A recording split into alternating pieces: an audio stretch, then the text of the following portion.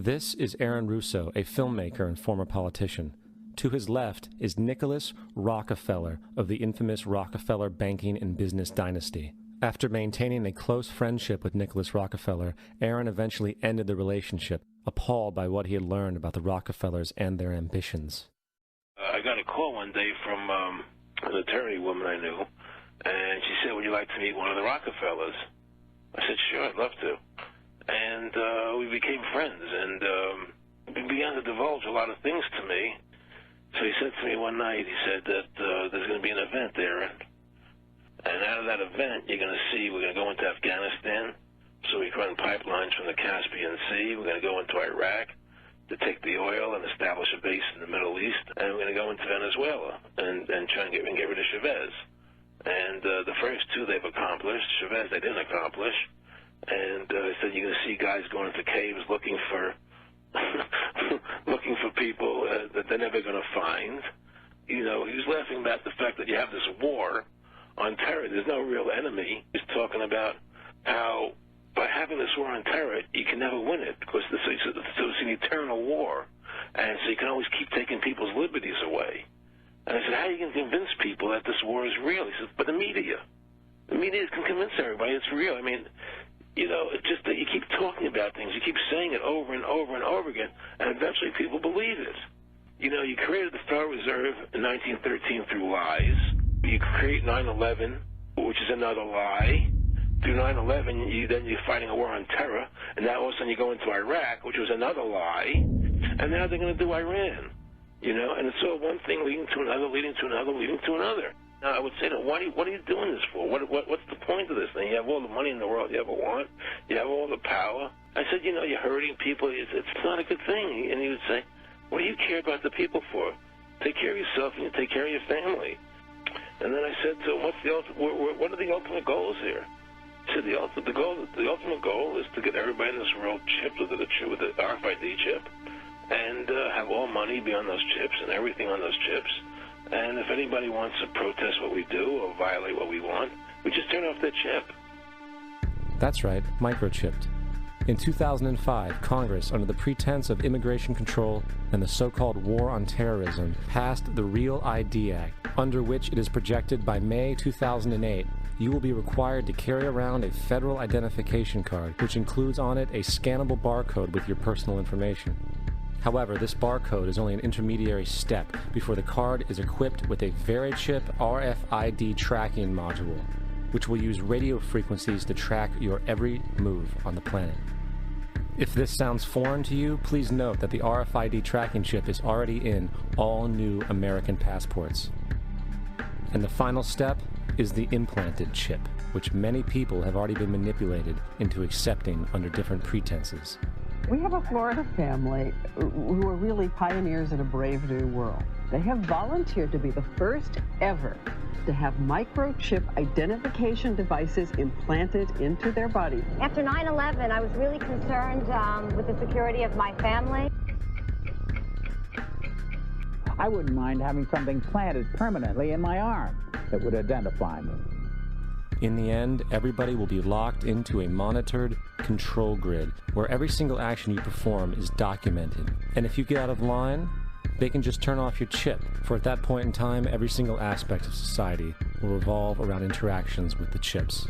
This is the picture that is painted for the future if you open your eyes to see it. A centralized one-world economy where everyone's moves and everyone's transactions are tracked and monitored, all rights removed. The most incredible aspect of all.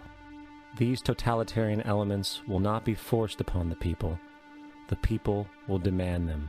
For the social manipulation of society through the generation of fear and division has completely detached humans from their sense of power and reality.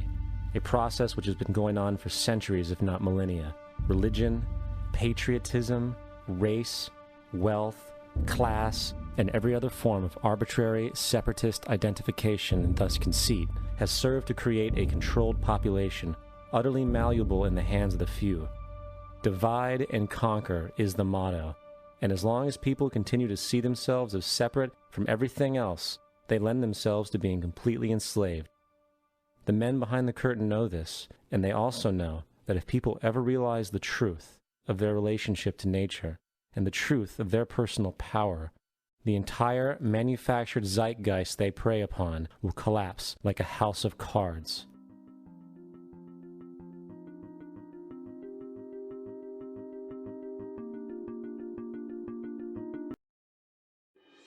Noé dio un mensaje de advertencia al mundo. Le dijo que la hora del juicio de Dios había llegado y le mostró su necesidad de entrar en el refugio del arca. Este tiempo de juicio fue una prueba en la que todos tuvieron que enfrentarse con la decisión de aceptar o rechazar el mensaje. En ese instante su tiempo de gracia había terminado. La puerta del arca se cerró y cuando las aguas cubrieron la tierra, se ejecutó el juicio mediante el diluvio. Este patrón se repetirá con exactitud en los eventos del tiempo del fin. Así que acompáñame al futuro.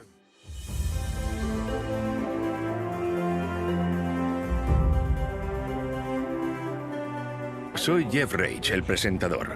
Estoy caminando sobre una línea de tiempo que abarca todo el largo de este estadio de fútbol. Cada pulgada de este campo representa un año. Como podéis ver, esta línea de tiempo realmente nos ayuda a tener una mejor perspectiva. Anteriormente vimos como una profecía del libro de Daniel predijo el año exacto en que volveríamos a vivir los días de Noé, el comienzo del tiempo del fin. Vimos cómo esa profecía de 2300 días comenzó en el año 457 a.C. con el decreto de Artajerjes y cómo un día simbolizaba un año, así que abarcaba 2300 años.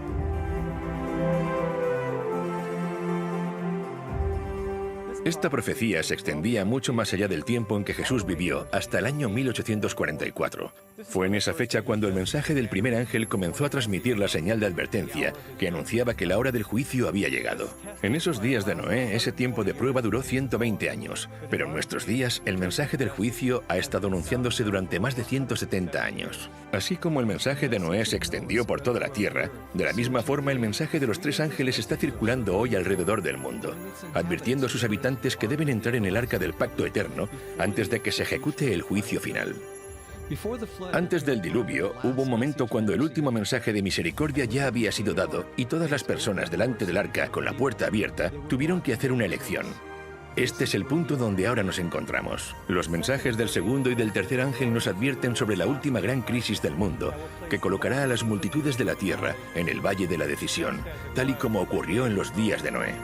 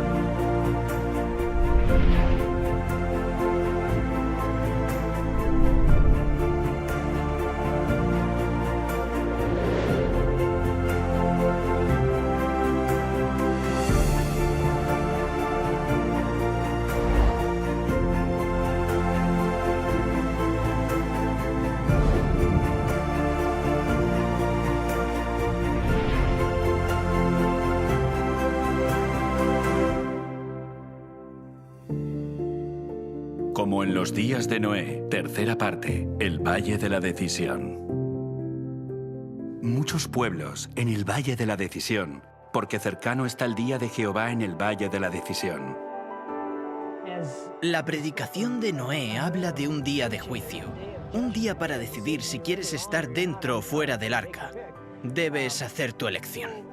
Noé fue un pregonero de justicia y al predicar y decir que en realidad el único camino que funciona es obedecer la ley de Dios, por contraste estaba condenando, por así decirlo, a los falsos sistemas de adoración. Pero lo que estaba claro es que la mayor parte de la población no estaba cómoda con los requisitos de Dios, así que los adaptaron a su conveniencia.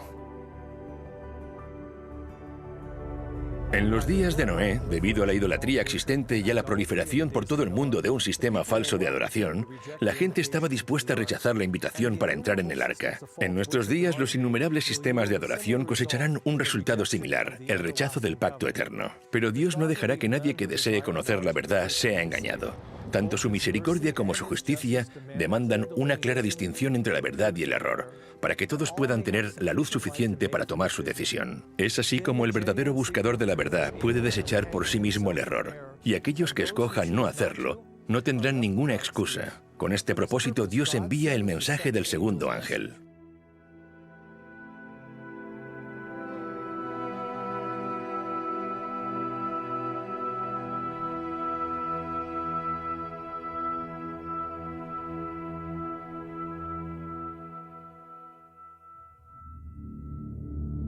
El mensaje del segundo ángel.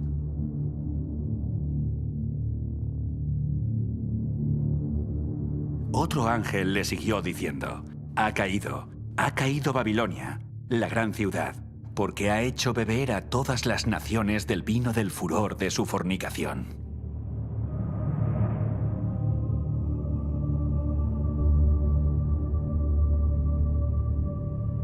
Ahora, ¿qué es el vino?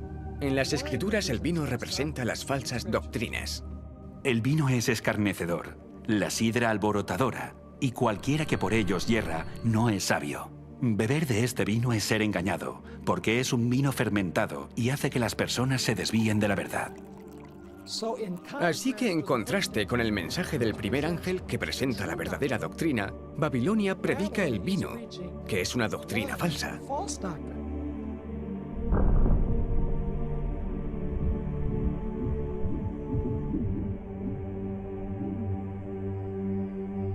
La oscuridad de la noche nos oculta de la vista la verdad sobre el mundo que nos rodea. La confusión, al igual que la oscuridad, nos ha ocultado la verdad sobre el carácter de Dios. Las doctrinas e ideas falsas son como los árboles del bosque que cambian con las estaciones. Se mecen con el viento, crecen y caen a lo largo de los siglos. Existe solo una manera de disipar la oscuridad, y es con luz.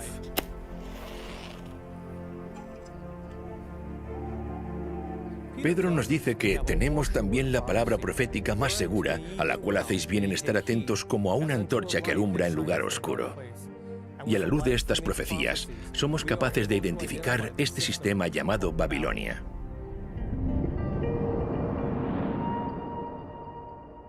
Babilonia está representada por una mujer en Apocalipsis capítulo 17.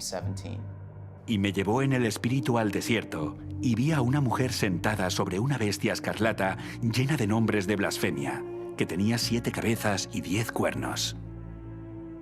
Los primeros 3 símbolos que nos ayudan a identificar a Babilonia son la mujer, la bestia y las 7 cabezas. Para poder entender correctamente estos símbolos debemos permitir que la Biblia los defina por nosotros. Esto es lo que Dios tiene que decirnos acerca del símbolo profético de una mujer. Destruiré a la bella y delicada hija de Sión. Sión fue el nombre dado al pueblo de Dios. También lo leemos en Isaías. Y diciendo a Sión: pueblo mío eres tú. Así que en el Antiguo Testamento, Dios utiliza el símbolo de una mujer para representar a su pueblo. En el Nuevo Testamento también se usa la alegoría de una mujer para representar al pueblo de Dios que conforma su iglesia. Por esto dejará el hombre a su padre y a su madre, y se unirá a su mujer, y los dos serán una sola carne. Grande es este misterio, mas yo digo esto respecto de Cristo y de la iglesia.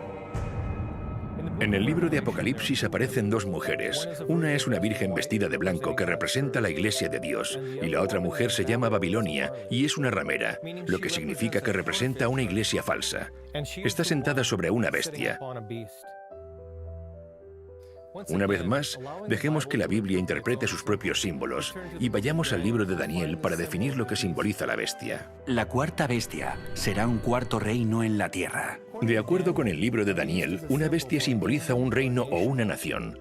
Como la Biblia utiliza a una mujer como un símbolo de una iglesia y a la bestia como símbolo de una nación, entonces la imagen de una mujer sentada sobre una bestia simboliza a una iglesia que controla una nación o un reino. En otras palabras, esta nación es al mismo tiempo una iglesia y un estado. Después Juan dice que esta bestia tiene 7 cabezas, y la Biblia nos dice qué es lo que representan estas cabezas tan solo 6 versículos más adelante. Esto para la mente que tenga sabiduría. Las 7 cabezas son 7 montes, sobre los cuales se sienta la mujer. El hecho de que esta mujer se siente sobre esta bestia con 7 cabezas nos dice que esta iglesia y este estado están localizados cerca de 7 montes. Juan sigue describiendo a esta mujer con detalle. Y la mujer estaba vestida de púrpura y escarlata y adornada de oro, de piedras preciosas y de perlas, y tenía en la mano un cáliz de oro lleno de abominaciones y de la inmundicia de su fornicación, y en su frente un nombre escrito, un misterio: Babilonia la Grande, la madre de las rameras y de las abominaciones de la tierra. Nuestra cuarta pista dice que esta mujer o iglesia, a la que se llama Babilonia, es una ramera, lo que quiere decir que ha cometido adulterio contra Dios al abandonar su pacto. Así que esta iglesia no representa al pueblo de Dios. En lugar de eso, representa a una iglesia falsa. Nuestra quinta característica es la apariencia de la mujer. Se describe que viste con colores púrpura y escarlata. Al dejar que la Biblia define sus propios símbolos, vemos que Dios nos está diciendo que Babilonia es una iglesia y un estado rodeado por 7 montes, y es una iglesia falsa que aparece principalmente con los colores púrpura y escarlata. Solo existe una iglesia que encaje perfectamente con esta descripción, la Iglesia Católica, también conocida como el Papado. Investiguemos ahora las evidencias que confirman esta conclusión. La Ciudad del Vaticano es la única iglesia y nación de Estado en el mundo. Es conocida como la Ciudad de los 7 Montes y sus colores principales son el púrpura y el escarlata.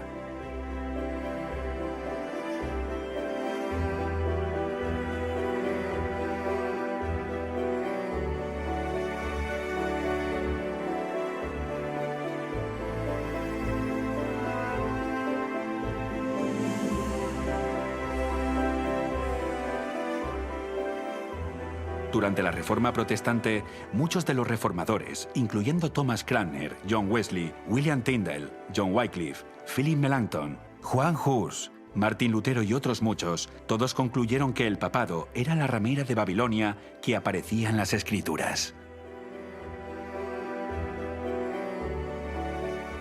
Yo por mi parte quiero descargar aquí mi responsabilidad personal y actuaré conforme a mi conciencia. Por eso dirijo mi acusación contra el Papa y todos los papistas, que en verdad el papado no es sino el reino de Babilonia y el verdadero anticristo. Porque, ¿quién sino será el hombre de pecado, el hijo de perdición, que con sus enseñanzas y sus leyes multiplica los pecados y acrecienta el número de almas que se pierden, mientras que está sentado en la iglesia como si fuera un dios? Pues todo esto lo viene cumpliendo a la perfección la tiranía papal desde hace muchos siglos. La cautividad babilónica de la iglesia de Martín Lutero, página 197.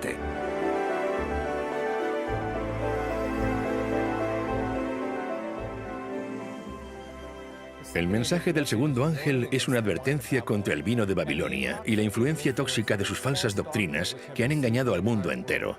Sí, incluso al mundo cristiano. Este gran engaño no se produjo de un día para otro, sino sutilmente a lo largo de varios siglos. Cuando piensas en lo que dijo Jesús justo antes de ir al cielo, Él dijo que este evangelio debía ser predicado en todo el mundo y después vendrá el fin. Vemos que los discípulos salen a predicar este evangelio, pero el fin no llegó. Yo creo que la razón es porque el evangelio se contaminó y comenzó a esparcirse por todo el mundo un evangelio diferente. En la segunda parte de esta serie, vimos cómo el santuario nos revela el evangelio eterno y el pacto eterno, pero ahora veremos una profecía en el libro de Daniel donde se ataca al santuario. Esto es exactamente lo que aquí se está describiendo, un ataque al evangelio y al pacto, reemplazándolo por un pacto falso. En Daniel capítulo 8, la Biblia habla sobre el poder de este cuerno pequeño que contaminaría el santuario. Aún se engrandeció contra el príncipe de los ejércitos, y por él fue quitado el continuo sacrificio, y el lugar de su santuario fue echado por tierra. Y a causa de la prevaricación le fue entregado el ejército junto con el continuo sacrificio, y echó por tierra la verdad, e hizo cuanto quiso y prosperó. Cuando estudias la secuencia del capítulo, no hay duda de que el cuerno pequeño está hablando del papado católico. La profecía de Daniel nos dice que el papado se ensalzaría a sí mismo y se exaltaría incluso por encima de Cristo, el príncipe del pacto. Y por culpa del papado, la verdad que representa el santuario y el ministerio de Jesús en el cielo sería echado por tierra. En lugar de mirar a Jesús como nuestro sumo sacerdote en el santuario celestial, haría que las personas se dirigieran a los sacerdotes humanos en un santuario falso en la tierra.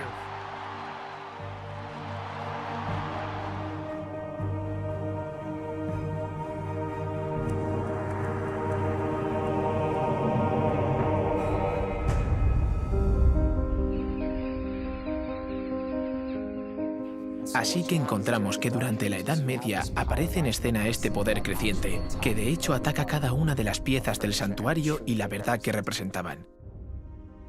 El altar del sacrificio, que representaba el sacrificio de Cristo, fue atacado.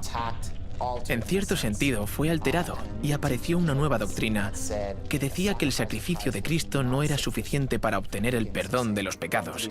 Y si querías ser perdonado, tenías que pagar dinero. Necesitabas comprar indulgencias, hacer penitencias. Así que el sacrificio de Cristo era insuficiente para limpiar los pecados. Y el sacrificio de Cristo, que es solo uno, ahora se repite constantemente en cada misa. Y es así como la cruz pierde todo su poder.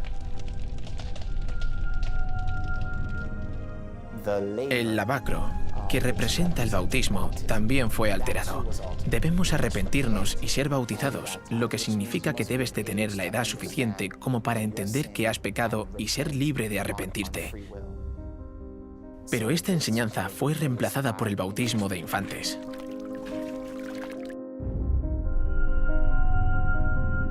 La mesa de los panes de la proposición representa la Biblia. La Biblia en la Edad Media fue arrebatada. Prohibimos también que se permita a los laicos tener los libros del Antiguo y Nuevo Testamento. Les prohibimos estrictamente que posean los libros mencionados en la lengua vernácula del pueblo. Los nobles de los distritos deben buscar a los herejes en sus hogares, chozas y bosques, e incluso sus refugios bajo tierra deben ser arrasados por completo. Papa Gregorio IX en el Concilio de Toulouse, 1229 después de Cristo. Cuando quitas la palabra de Dios, quitas la verdad de Dios. Haces que la gente caiga en la superstición y consideren que la tradición está por encima de la palabra de Dios. A la gente se le dijo que no podía leer la Biblia por sí misma. En lugar del pan de vida y según las Escrituras, debemos leer la Biblia. Ahora bien, alguien más tiene que interpretarla por nosotros. Y así se perdió de vista la verdad y la importancia de que la Biblia sea nuestro fundamento. El altar de incienso, que representaba la intercesión de Cristo en nuestro favor, fue aniquilado. Y en su lugar se estableció el confesionario, un espacio de 2 compartimentos divididos por una cortina, con un hombre sentado en el lugar de Dios, escuchando las confesiones de otros hombres. De esta forma se le decía a la gente, no puedes tener acceso directo a Dios, tienes que ir a los sacerdotes y confesar tus pecados a ellos. El sacerdote vino y se colocó entre el pecador y el Señor y dijo, no, tú debes ir a Dios a través de mí, necesitas confesarme a mí tus pecados. Y otra vez se levantan barreras entre el hombre y Dios. Simplemente se eliminó la opción de acudir individualmente a Dios de forma directa. El candelabro de 7 brazos representaba a la Iglesia. También fue atacado durante las persecuciones que ocurrieron durante este periodo de tiempo conocido como la Edad Media. También trató de suprimirse la testificación, y eso es lo que representa el candelabro, el testimonio. Cualquiera que discrepara con la enseñanza de esta Iglesia dominante o de este sistema dominante era perseguido, quemado en la hoguera, torturado de muchas formas diferentes para obligarles a obedecer el sistema. Hay muchas formas diferentes en las que el santuario es derribado. Después tenemos el lugar santísimo, donde está el Arca del Pacto. Allí es donde encontramos los 10 mandamientos, dentro del arca. La Biblia dice que este poder pensaría en cambiar tiempos y la ley. Daniel 7:25. La Reforma claramente enseñaba o predicaba con arrojo que veían cómo el poder papal decía tener el derecho de cambiar su ley como representante de Dios en la tierra. La Biblia dice, acuérdate del sábado para santificarlo. Y la Iglesia Católica lo contradice. Por mi divino poder anulo el sábado y te ordeno guardar el primer día de la semana. Y mirad, todo el mundo civilizado se postra en obediencia reverente a la orden de la Santa Iglesia Católica.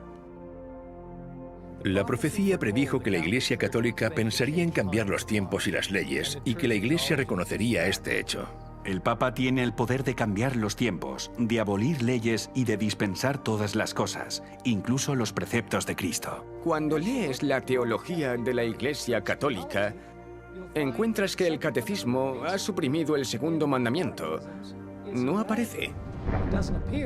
Borraron el mandamiento que hablaba de las imágenes. No tendrás imágenes. Ahora tienen un problema porque solo tienen 9 mandamientos. Así que tomaron el 10º mandamiento y lo dividieron por la mitad.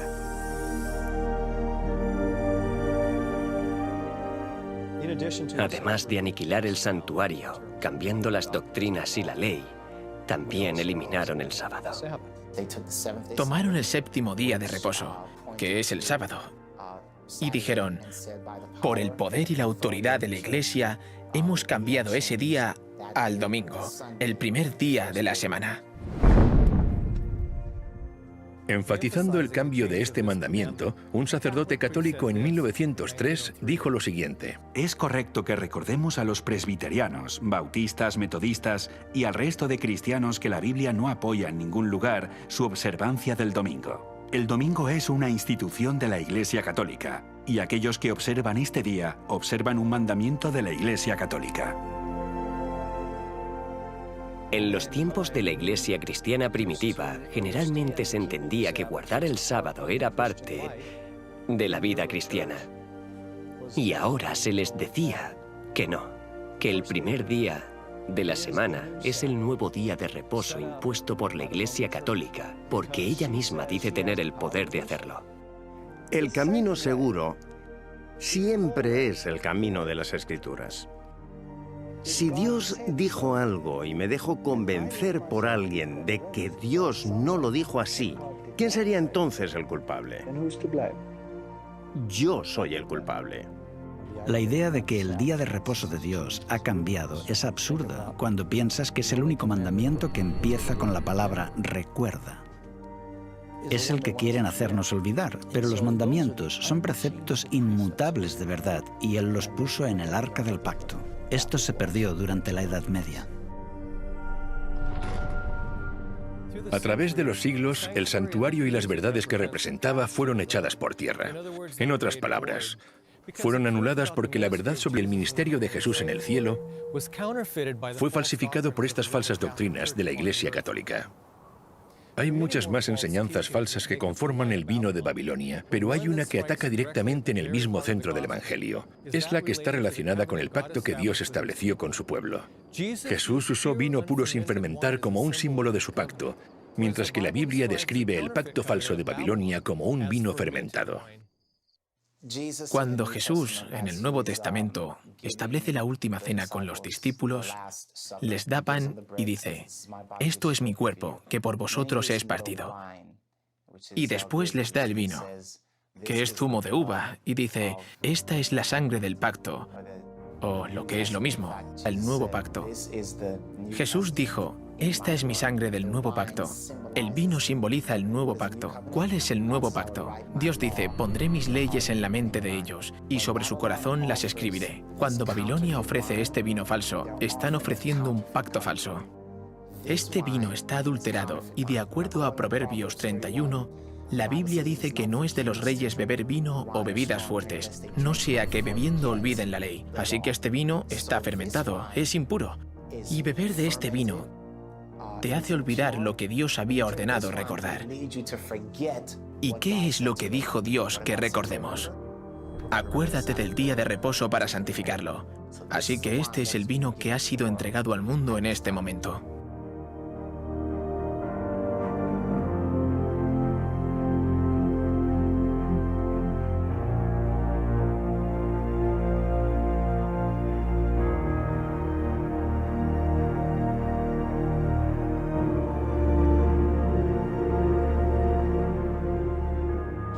Vemos que cada pieza de mobiliario, incluyendo la ley de Dios, fue eliminada. Todo lo que la Biblia dice que este poder haría, lo hizo durante el tiempo asignado a este poder. Así es como se rechazaron por completo todas de las verdades representadas en el santuario. Así que todo el santuario, desde la puerta hasta el lugar santísimo, había sido corrompido y necesitaba ser restaurado.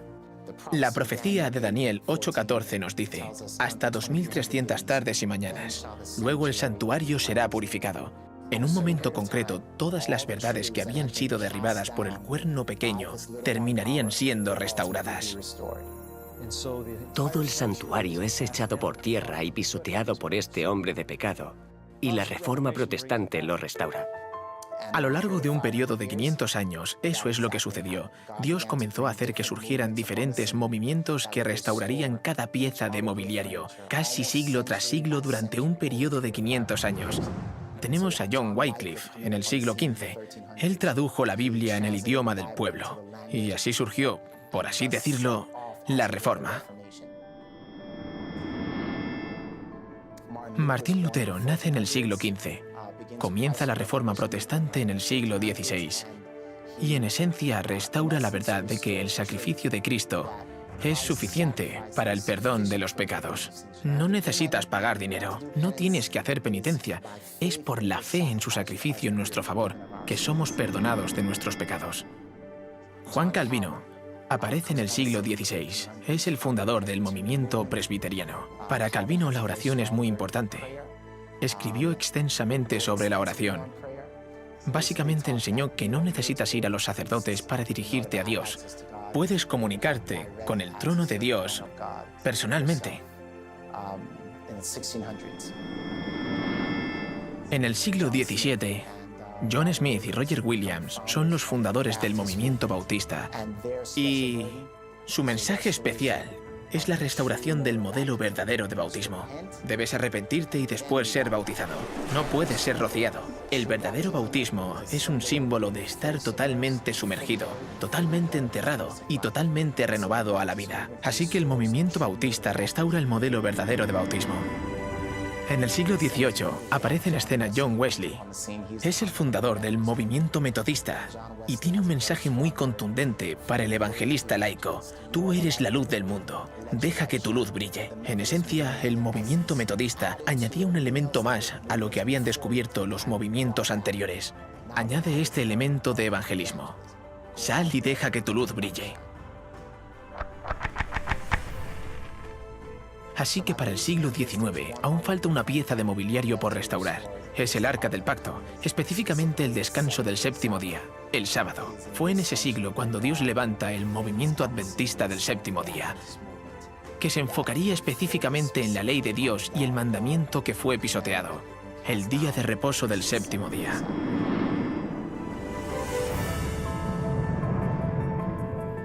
Así que en esencia tenemos estas dos profecías en el libro de Daniel. Una que dice que el santuario sería echado por tierra y la otra que dice que sería purificado al final de los 2300 días. Vemos que esto se confirma en la historia.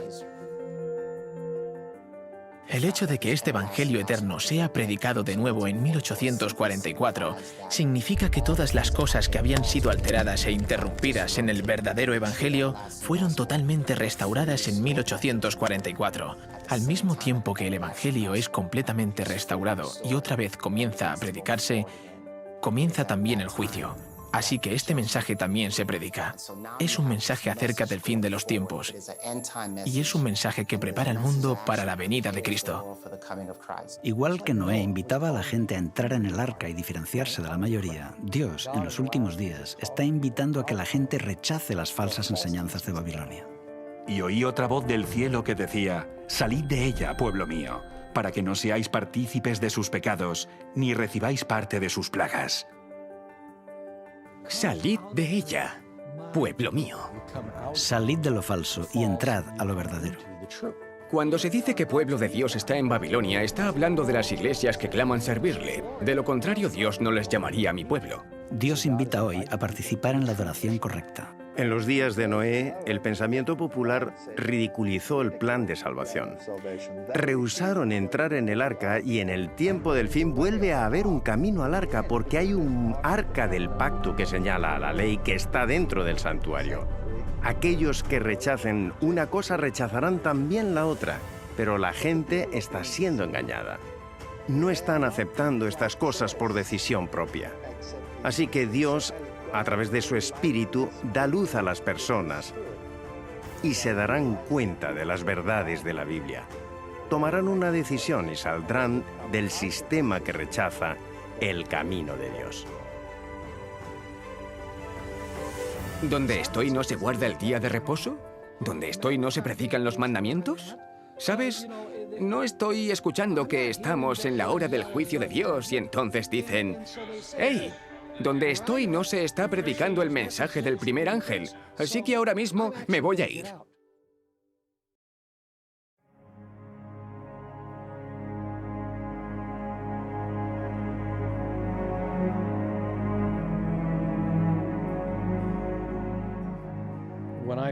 La primera vez que escuché este mensaje, que la denominación a la que pertenecía era Babilonia, y que ese era un método falso de alabanza, me asustó y me salí de la Iglesia Católica.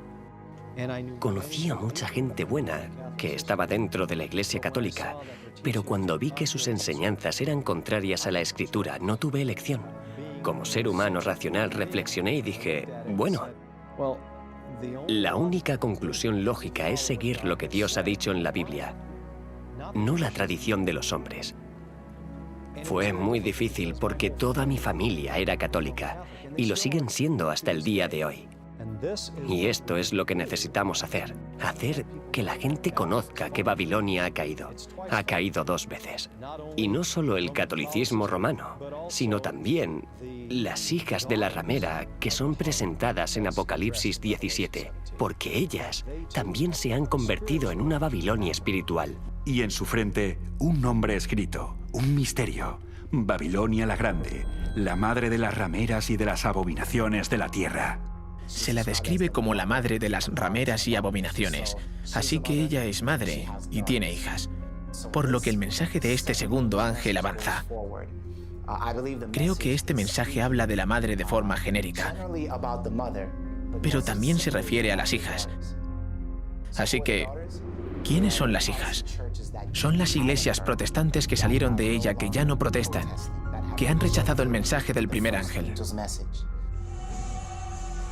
Claramente, el mensaje del segundo ángel invita a que la gente salga de los sistemas religiosos donde no se pone en práctica el mensaje del primer ángel. Esto se refiere a las iglesias protestantes que han dado la espalda al mensaje del santuario, a la ley de Dios, al sábado. Babilonia ha caído, ha caído. Apocalipsis 18 lo retoma diciendo, salid de ella, pueblo mío. Así que hay una invitación para que el pueblo de Dios, que está en estas organizaciones caídas, salga de ellas porque estos sistemas caídos están enseñando que hay otro camino para acceder al trono de Dios. Cuando solo hay un camino al trono de Dios, y es a través del patrón que se nos dio en el santuario.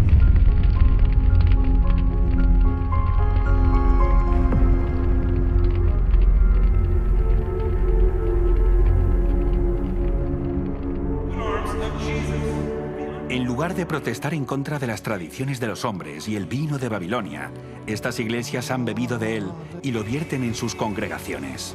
El término Babilonia, confusión, puede ser apropiadamente aplicado a estas entidades.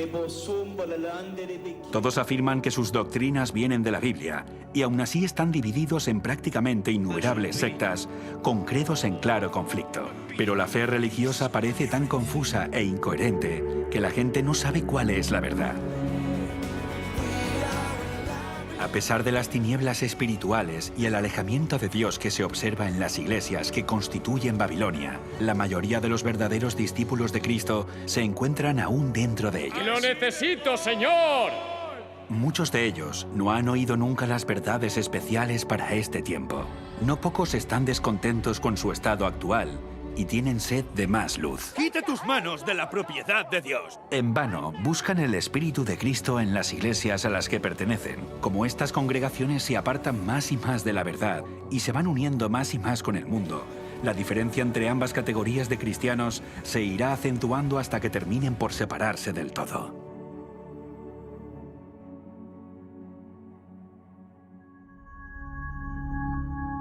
Recuerdo cuando descubrí este mensaje. Y tengo que decir que era una de esas personas que estaba en Babilonia. Era un pagano, pero la primera vez que fui a Jesús me uní a la típica iglesia evangélica y no hice esas cosas de las que estamos hablando. Y entonces, cuando escuché la verdad sobre el sábado y descubrí el mensaje de salir de Babilonia, fue una lucha. Fue doloroso. Creo que estuve algo enfadado porque me sentía engañado. Tal vez fueron sinceros, pero los maestros no compartieron el mensaje completo conmigo. Estaba frustrado. Vi a diferentes pastores y me pregunté, ¿por qué estamos guardando el primer día de la semana cuando la Biblia claramente dice que el séptimo día es el día de reposo? Creo que pregunté esto a 10 pastores diferentes y probablemente me dieron 11 o 12 respuestas diferentes. Entre ellos no se ponían de acuerdo. Inmediatamente eso me dijo que algo estaba mal. Por otro lado, también fue difícil porque todos mis amigos estaban en esas iglesias y tenía que tomar una decisión. ¿Estoy dispuesto a perder a mis amigos? Mi empleo también estaba en riesgo. Tuve que rechazar trabajos porque guardar el día de reposo significa que lo santificas. Ese día no trabajas. Pasé por diferentes pruebas tratando de mantener mi puesto, pero al final me fui y Dios proveyó. Él me bendijo y siempre que damos un paso de fe y lo seguimos, al final será lo mejor y Él bendecirá, hará milagros para nosotros.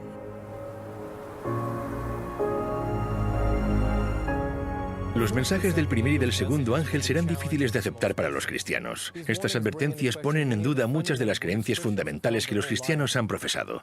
Imagino cómo fue escuchar las serias advertencias de un diluvio global pronunciadas por Noé. También supusieron un reto para la gente de aquellos días. Muchas de esas personas profesaban ser adoradores de Dios, pero las formas falsas de adoración los habían desviado tanto que realmente creían que Noé era un iluso, y rechazaron la invitación a entrar en el arca. El vino de Babilonia y los falsos sistemas de adoración están teniendo el mismo efecto hoy. Impedirán que muchas personas, incluso cristianos, reciban el mensaje del primer ángel. El mensaje les está invitando a entrar en el arca del pacto eterno. Es una invitación para adorarlo a Él, quien hizo los cielos, la tierra y el mar. Vimos cómo este mensaje apunta al mandamiento del sábado, porque es al mismo tiempo un recordatorio de su creación y una señal del pacto eterno.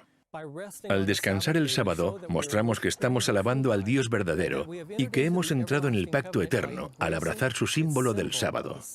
Pero muchos cristianos sinceros han sido engañados. Creen que adoran al Dios verdadero y que han aceptado su pacto, mientras ignoran la esencia de este pacto. Aunque engañados, Dios sabe que muchos han vivido fielmente de acuerdo al conocimiento que poseen. Pero si continúan en el error y rechazan las verdades encontradas en el mensaje de los 3 ángeles, se encontrarán fuera del arca, al igual que aquellos que rechazaron la solicitud de Noé. Dios es amor, y porque es amor, hay una cosa que no puede hacer, y es forzar a alguien a aceptar su misericordia, en contra de sus deseos. El amor invita, el amor implora, pero el amor nunca puede vulnerar el libre albedrío del cual depende su propia existencia. Dios acepta y se regocija en aquellos que vienen a Él y respeta las decisiones de aquellos que no lo hacen. Pero esto no es así con el gran adversario. Él usará todos los medios necesarios, incluyendo la coacción y la fuerza, para asegurarse la sumisión y lograr sus objetivos. Durante siglos, Satanás ha estado preparando sus engaños más poderosos para su asalto final. Pero en el otro lado, el amor hará que cada persona tome una decisión inteligente según su libre elección. Con este propósito, Dios envía el mensaje del tercer ángel para desvelar los planes del enemigo y que todos tengan la suficiente luz para que nadie sea engañado cuando se encuentre en el valle de la decisión.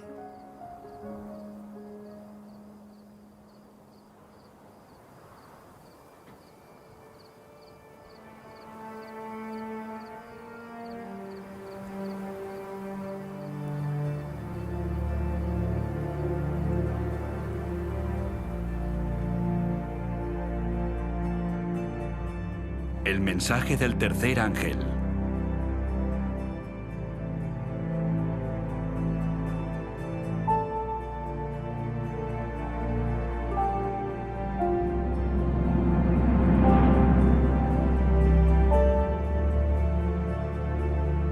Y el tercer ángel los siguió diciendo a gran voz: si alguno adora a la bestia y a su imagen y recibe la marca en su frente o en su mano, él también beberá del vino de la ira de Dios, que ha sido vaciado puro en el cáliz de su ira, y será atormentado con fuego y azufre delante de los santos ángeles y del Cordero. Y el humo de su tormento sube por los siglos de los siglos.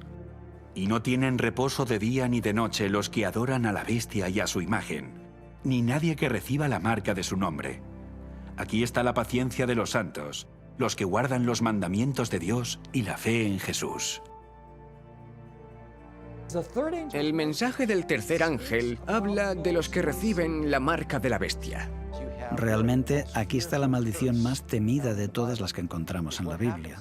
Es lo que les ocurre a los que reciben la marca de la bestia. Y está relacionada con la falsa adoración y un juicio para los que adoran de forma diferente a como se indica en la Biblia. Pero no es solo el mensaje del primer ángel el que invita al mundo a adorar al Creador, sino que el mensaje del tercer ángel advierte al mundo de que no adore a la bestia ni a su imagen. Así que en el tiempo del fin la cuestión va a estar claramente relacionada con la adoración. Satanás no está tratando de evitar que adoremos, está tratando de desviarnos hacia la falsa adoración. En los últimos días, Satanás y el poder de la bestia no dicen no adores, ellos dicen adora, pero adora a la bestia.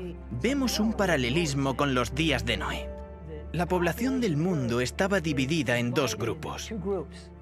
Por un lado, la mayoría, lamentablemente fuera del barco con la marca de la bestia, y la minoría dentro del barco con el sello de Dios.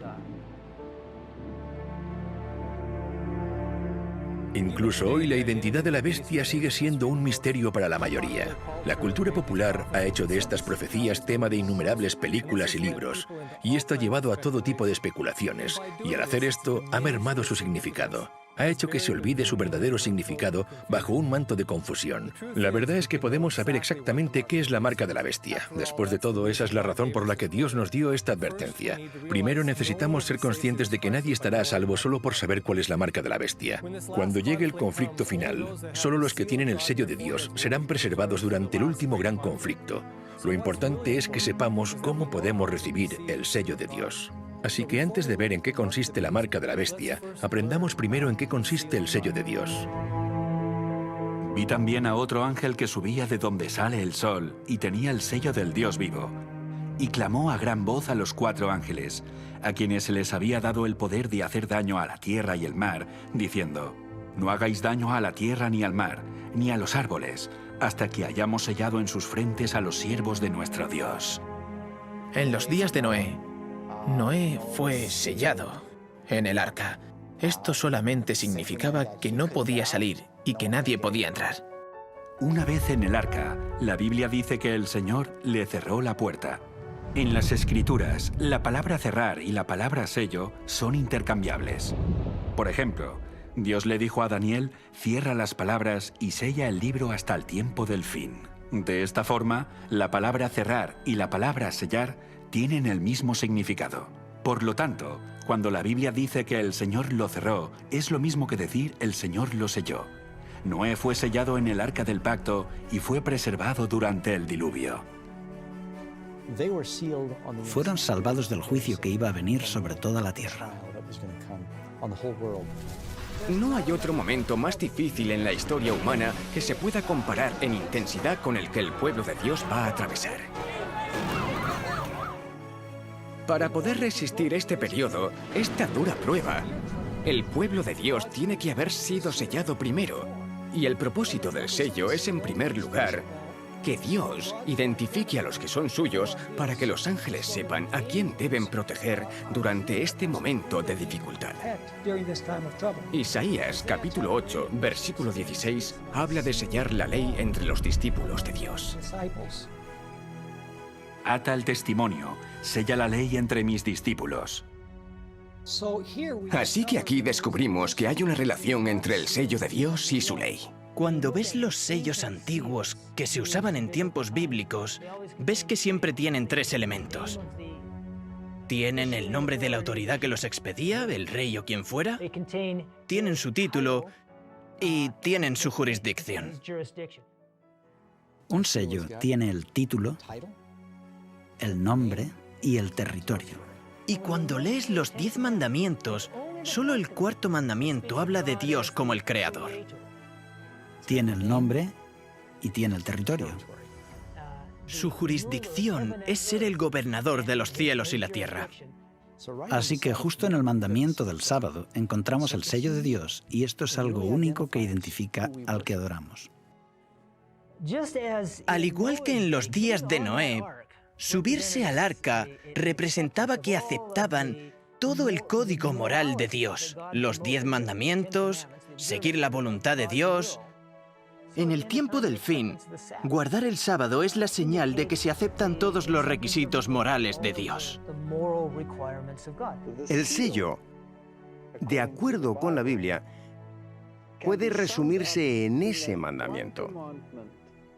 El cuarto mandamiento.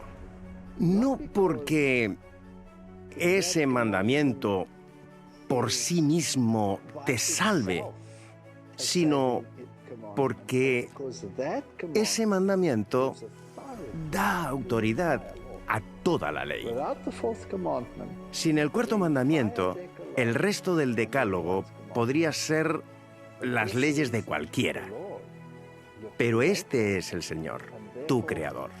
Eso es lo que le da el sello de autoridad a toda la ley.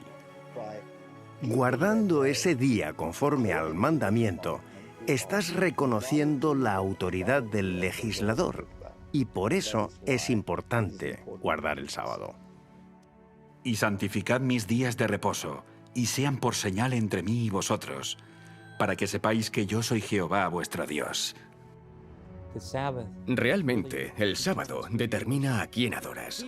Guardar el sábado muestra que hemos confiado nuestras vidas a nuestro Creador, a nuestro Salvador. Si el día de reposo es la señal de Dios como el Creador, la marca de la bestia debe ser una señal antagónica que este poder ha creado para rivalizar con la señal que Dios estableció. ¿Cuál fue la señal que Dios estableció y qué le reconoce como creador? El sábado. Así que, ¿cuál será la marca que distingue a la bestia y demanda que la gente le adore? Debe ser un día diferente. En el libro de Apocalipsis se dice que la última guerra es una guerra por la adoración. El mensaje del tercer ángel nos advierte 2 veces que muchos adorarán a la bestia. Esta es una violación del primer mandamiento que dice: no tendrás dioses ajenos delante de mí. El mensaje del tercer ángel nos advierte 2 veces que muchos adorarán la imagen de la bestia. Esta es una violación del segundo mandamiento que prohíbe la adoración de imágenes e ídolos. Hemos sido advertidos de que muchos recibirán el nombre de la bestia, una falsificación del tercer mandamiento, el de no tomar el nombre de Dios en vano. Y finalmente, el mensaje del tercer ángel nos advierte 2 veces de que no recibamos la marca de la bestia, una falsificación del sello de Dios del cuarto mandamiento. Recordad el sábado, santificadlo. Podemos ver el paralelismo entre tener un solo Dios o tener más a quien adorar. El nombre, la imagen, esto nos indica que el día de reposo es la marca, porque la descripción va en paralelo. Todo gira en torno a la primera tabla del Decálogo. Los primeros 4 de los 10 mandamientos son leyes que definen cómo tenemos que adorar a Dios. Así que cuando el mensaje del primer ángel nos ordena adorar a quien hizo los cielos, la tierra y el mar, nos dirige al arca del pacto eterno por medio de la alabanza al Creador. El mensaje del segundo ángel nos advierte que la falsa alabanza confundirá a la gente y la alejará del pacto. Y el mensaje del tercer ángel nos avisa sobre la bestia, que tratará de impedir que la gente entre en el pacto, forzándola a ignorar la señal de adoración al Creador, y en su lugar, recibir la señal de adoración de la bestia. Entonces, ¿quién es esta bestia? Me paré sobre la arena del mar, y vi subir del mar una bestia que tenía 7 cabezas y 10 cuernos, y en sus cuernos 10 diademas, y sobre sus cabezas un nombre blasfemo. Juan ve que esta bestia tiene 7 cabezas y 10 cuernos. Esta es exactamente la misma descripción de la bestia de Apocalipsis 17, sobre la que se sentaba la mujer llamada Babilonia vestida en colores púrpura y escarlata. Fíjate además que esta bestia también tiene 7 cabezas y 10 cuernos. En el capítulo 13 Juan vio que la primera bestia salía del mar. El capítulo 17 dice lo que simboliza el mar. Las aguas que has visto, donde la ramera se sienta, son pueblos, muchedumbres, naciones y lenguas.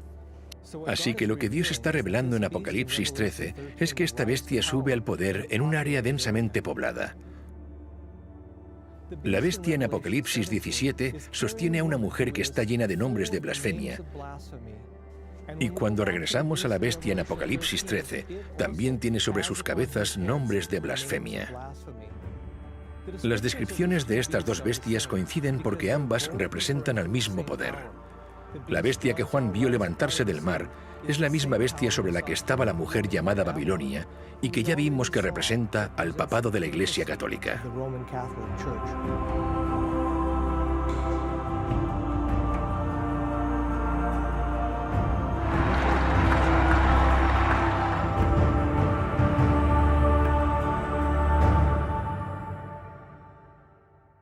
Cuando estudiamos quién es la bestia y entendemos cómo los símbolos de la bestia representan al sistema papal y a la Iglesia Católica, encontramos que su marca de adoración es la reivindicación de la capacidad que dicen tener para cambiar la ley de Dios. Cambiándola, la han distorsionado por completo. Han tomado el cuarto mandamiento y han hecho que se aplique no al día de reposo de la creación, no a la señal del poder y autoridad del Creador, sino al domingo. Según la Iglesia Católica, esta sería la marca de su autoridad, y esta es la marca de la bestia en el tiempo del fin. Un arzobispo de la Iglesia Católica dijo lo siguiente en 1562. Por lo tanto, la autoridad de la Iglesia no está unida a la autoridad de las Escrituras, ya que la Iglesia había cambiado el sábado al domingo, no por orden de Cristo, sino por su propia autoridad. La Iglesia Católica señala el cambio de la ley de Dios como prueba de que su autoridad está por encima de la Biblia y sostiene que este cambio es una señal de su autoridad. En 1893, la Iglesia Católica distribuyó la primera edición de un artículo que después fue renombrado El reto de Roma: ¿por qué los protestantes guardan el domingo? En esta publicación, el autor católico lanza a los protestantes esta pregunta. Aún no es demasiado tarde para que los protestantes se salven a sí mismos. ¿Lo harán? ¿Se mantendrán firmes en la doctrina protestante? ¿Tomarán verdaderamente solo la palabra escrita, solo las Escrituras como su única autoridad y única norma? ¿O todavía retendrán la doctrina y la práctica indefendible, contradictoria y suicida, de seguir la autoridad de la Iglesia Católica y llevar la señal de su autoridad? ¿Guardarán el día de reposo del Señor, el séptimo día, de acuerdo a la Escritura? ¿O guardarán el domingo de acuerdo a la tradición de la Iglesia Católica? Eliminar aquello que nos recuerda la autoridad de Dios como Creador, rechazar la señal de la fe, la supresión de esas cosas, ataca a los cimientos de nuestra relación con Dios y todo lo que esto conlleva. El acto más desafiante que puede haber para desafiar la autoridad de Dios es cambiar su ley, porque la ley es la base de su gobierno. El papado reclama este cambio como una señal de su autoridad. Aquellos que adoren al Creador honrarán el día que Dios santificó como la señal de su autoridad y de que forman parte del pacto. Y aquellos que pisoteen la ley de Dios para obedecer una representación humana recibirán la marca de la bestia, porque aceptan la señal de lealtad al poder que escogieron obedecer, en lugar de obedecer a Dios. Este es el centro del conflicto en esta última guerra por la adoración. Conforme esta crisis se intensifica y se hace universal, cada persona recibirá la señal del poder que decidieron obedecer, en la frente o en la mano. La marca será tanto en la frente como en la mano. Ahora bien, para entender realmente lo que esto implica, tenemos que leer Deuteronomio capítulo 6. Y estas palabras que yo te mando hoy estarán sobre tu corazón, y las repetirás a tus hijos, y las atarás como una señal en tu mano, y estarán como frontales entre tus ojos. Así que primero necesitamos entender qué significan estas palabras, que son los mandamientos que acababan de ser dados en el capítulo anterior. En Éxodo capítulo 13, versículo 9, dice lo mismo. Y también en Deuteronomio 11. La ley de Dios debe estar en tu mano y como frontales entre tus ojos. Y eso añade un nuevo significado a la marca de la bestia. La marca en la frente significa que conscientemente has tomado la decisión de no seguir a Cristo. Hablamos de símbolos. En la mano significan tus acciones y en la frente tu fe y tu forma de adorar. Puedes recibir la marca de cualquiera de las dos formas.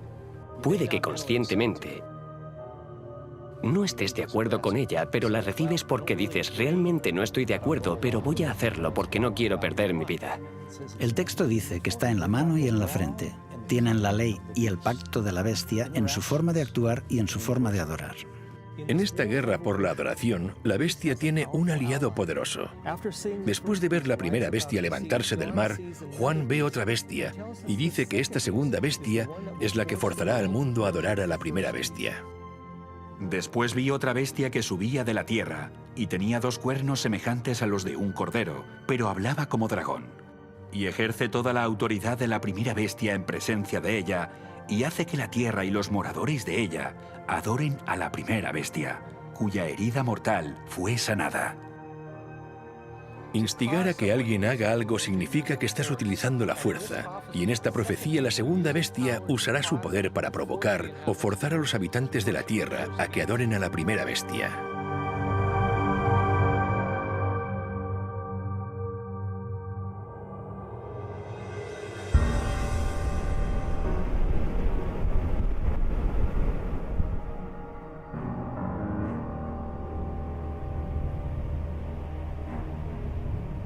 La primera bestia salió del mar, y ya vimos cómo la Biblia utiliza el mar como un símbolo para representar un área densamente poblada de personas, multitudes, naciones y lenguas.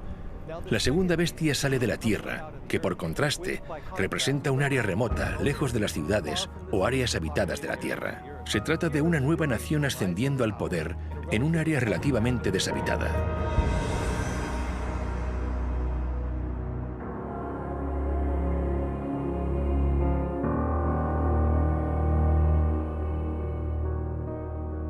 Además, esta bestia tiene 2 cuernos como los de un cordero.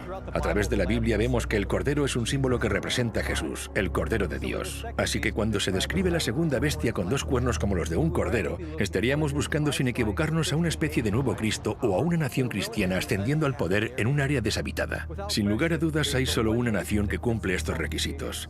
Y no es mera coincidencia que a menudo se la considere la nación más poderosa e influyente del mundo, los Estados Unidos de América. Los padres fundadores de esta nueva nación profesaban creer en el Dios de la Biblia cuando declararon: consideramos estas verdades evidentes por sí mismas que todos los hombres han sido creados iguales. El Creador les ha concedido ciertos derechos inalienables. Entre esos derechos se cuentan la vida, la libertad y la búsqueda de la felicidad. La primera enmienda a la Constitución de los Estados Unidos de América no solo manifiesta fe en el Creador, sino que también garantiza las libertades civiles y religiosas. Declara: el Congreso no podrá hacer ninguna ley con respecto al establecimiento de la religión, ni prohibiendo la libre práctica de la misma. Este nuevo gobierno se estableció para evitar la intolerancia religiosa y la persecución que había prevalecido en Europa por tantos siglos, para impedir que la Iglesia controlara al Estado y que el Estado controlara a la Iglesia. Jesús dijo: dad pues a César lo que es de César y a Dios lo que es de Dios. Estos principios cristianos, escritos en los documentos de los fundadores de los Estados Unidos, fueron el secreto de su éxito. Millones huyeron a América para poder adorar de acuerdo a los dictados de su conciencia. Pero la Biblia declara que se avecinaban cambios. Cuando Juan vio a esta bestia salir de la tierra, dice que era como un cordero, pero hablaba como dragón. Justo en el siguiente versículo leemos que esta bestia, que son los Estados Unidos de América, hace que la tierra y los moradores de ella adoren a la primera bestia. Las profecías declaran que los Estados Unidos de América, a menudo considerados la autoridad civil del mundo más poderosa, unirá sus esfuerzos con la Iglesia Católica, que es considerada como la autoridad moral y espiritual más sobresaliente del mundo. La bestia que representa a la Iglesia y la otra bestia que representa al Estado se unirán y pisotearán las libertades civiles y religiosas sobre las que se fundaron los Estados Unidos.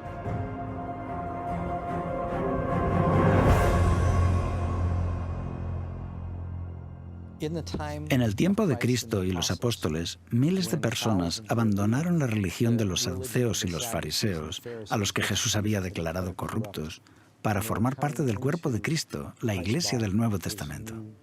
Los líderes religiosos apelaron al poder político para perseguirlos. Es por esto que el rey Herodes, en Hechos capítulo 12, había arrestado a Pedro y había ejecutado a Santiago. Aquel clero estaba pidiendo al poder político que persiguiera al pueblo de Dios.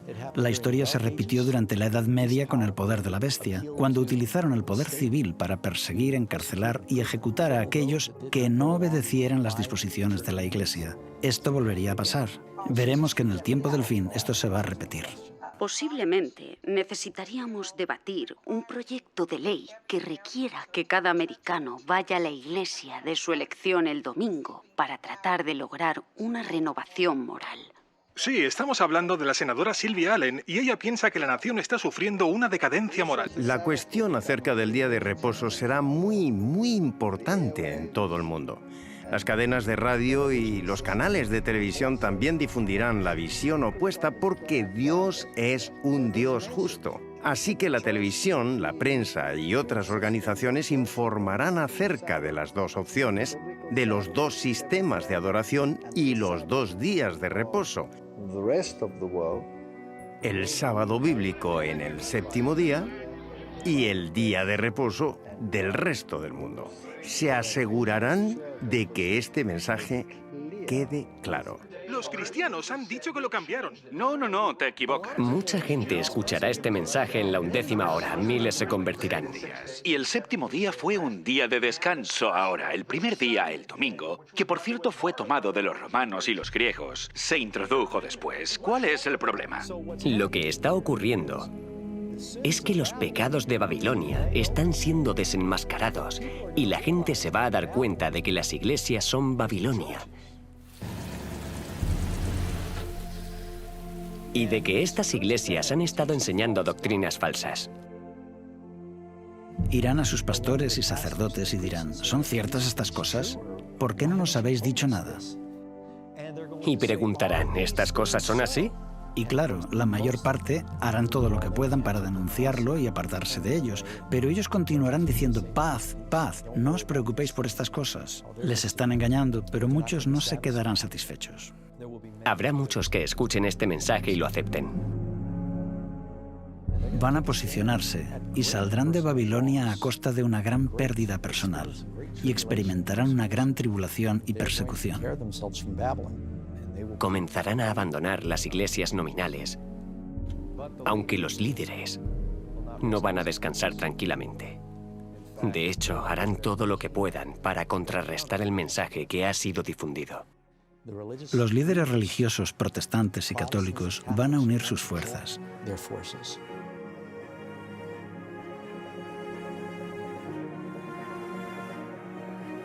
Probablemente habrá una gran confusión financiera en el mundo. Tal vez desastres naturales. Dirán que todas estas calamidades están ocurriendo porque estas personas son unos rebeldes, siguen su propia interpretación de la Biblia y apelarán al poder civil. Estos líderes de la Iglesia, estos líderes protestantes, se unirán al Estado y formarán una imagen de la bestia. La Iglesia y el Estado se darán la mano.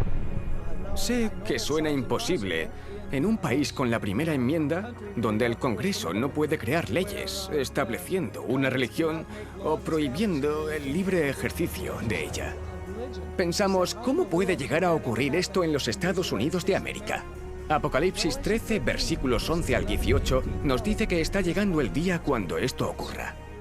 También hace grandes señales, de tal manera que aún hace descender fuego del cielo a la tierra delante de los hombres. Y engaña a los moradores de la tierra con las señales que se le ha permitido hacer en presencia de la bestia, mandando a los moradores de la tierra que le hagan imagen a la bestia. Cuando dice que los Estados Unidos dirán al mundo que deben hacer una imagen de la bestia, está diciendo que deben imitar el sistema papal, creando un gobierno de iglesia y Estado. Las iglesias líderes de los Estados Unidos se unirán en puntos comunes de doctrina y juntas harán que el gobierno imponga sus decretos.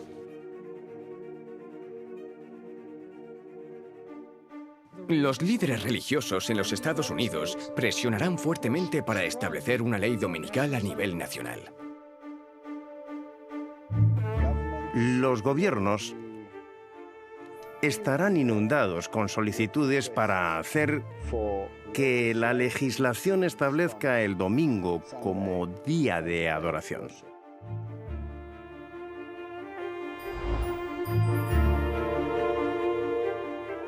Esto terminará derivando en una ley dominical en todo el mundo. Esto se ve en diferentes momentos de la historia de Daniel. Se estableció una ley y tuvieron que escoger. Cuando se instaló la imagen en los valles de Dura, no parecía que tuviera importancia. No fue importante hasta que se ordenó que todos debían adorarla. ¿Obedezco a la ley del Estado, me postro y adoro a la imagen de oro? ¿O obedezco la ley de Dios y permanezco en pie cuando todos los demás se han postrado? Satanás quería que desobedecieran a Dios. Después de negarse, está el decreto de muerte.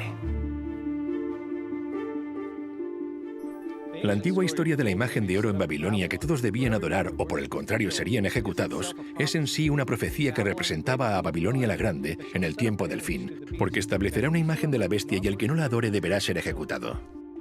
Y que ninguno pudiese comprar ni vender, sino el que tuviese la marca o el nombre de la bestia, o el número de su nombre. Imagina que desde este momento en adelante no se te permitiera comprar ni vender, sin comida, ni ropa, ni agua. ¿Cuánto tiempo aguantarías? El propósito de esta ley es obligar a aquellos que obedezcan la ley de Dios a perecer como marginados de la sociedad o a rendirse y recibir la marca de la bestia. El ridículo, la persecución y la severidad del castigo irán en aumento hasta que finalmente derivará en la pena de muerte. Y se le permitió infundir aliento a la imagen de la bestia, para que la imagen hablase e hiciese matar a todo el que no la adorase.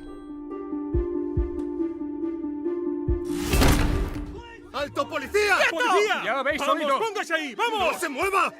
¡Al suelo! ¡Vamos, vamos, al suelo! Y la Iglesia instigará a que aquellos que no obedezcan esta ley sean perseguidos. La presión política va a ser aplicada de tal forma que usarán el poder militar y policial para perseguir a aquellos que crean en la verdad bíblica.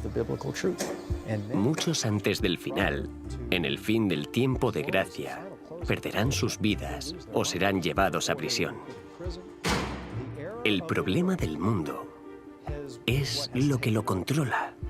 Hay solo una minoría que tiene el mensaje de fe en la justicia de Dios. Es el mensaje de Noé y es un mensaje de esperanza. Es un mensaje de salvación, pero también es un mensaje de juicio. La elección final es del hombre, que debe decidir entre la ley dada por Dios y la ley dada por el hombre. Y el catolicismo dice exactamente lo mismo. Dice que la decisión está entre el sábado bíblico y el día de reposo papal.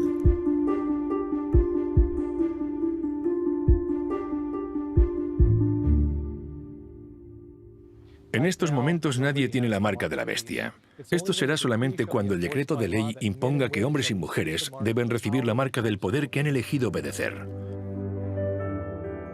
Antes de continuar, quiero dedicar un momento para considerar tres principios latentes en esta controversia. Veréis, la lucha entre el día de reposo de Dios y la legislación dominical es una disputa acerca del carácter de Dios. ¿Quién es Dios? ¿Impondría que todos le adoren por la fuerza o más bien desearía un servicio de amor ofrecido libremente? Dependiendo de nuestra respuesta, esta pregunta determinará en qué lado de la controversia te encontrarás. Si crees que Dios obligará a los suyos a adorarlo, entonces puedes llegar a pensar que Dios desea la ley dominical. Sin embargo, si crees que el carácter de Dios es altruista y amoroso, entonces reconocerás que la imposición del día de descanso, la violación de la libertad y la conciencia es la obra de otro poder. El segundo principio nos lleva a la siguiente pregunta. ¿Cómo nos salva Dios? La idea de que podemos apaciguar a Dios y poner fin a los desastres de la tierra imponiendo de forma estricta el día de adoración, en cierto modo sería como aceptar el principio de que el hombre puede salvarse a sí mismo mediante su esfuerzo personal. Por otra parte, si creemos que Dios es quien nos da la salvación, tal y como nos lo asegura el pacto hecho con Él, entonces entraremos en su reposo y honraremos el séptimo día, que fue dado como una señal de que reconocemos que Él es el único que nos salva. El tercer principio es la demostración. Es en las crisis donde se revela el verdadero carácter, y cuando el conflicto final envuelva al mundo, todos manifestarán el carácter que han cultivado. Unos revelarán el carácter altruista de Dios al sacrificar sus vidas para ayudar a salvar a otros, mientras que otros revelarán el carácter egoísta del adversario al sacrificar las vidas de otros para salvarse ellos mismos. Estos son los principios detrás del gran conflicto en los que todos nosotros estaremos involucrados. Y aquí se puede ver con claridad que lo que crees acerca del carácter de Dios y lo que crees sobre la salvación determinará probablemente si escoges recibir la marca de la bestia o el sello de Dios.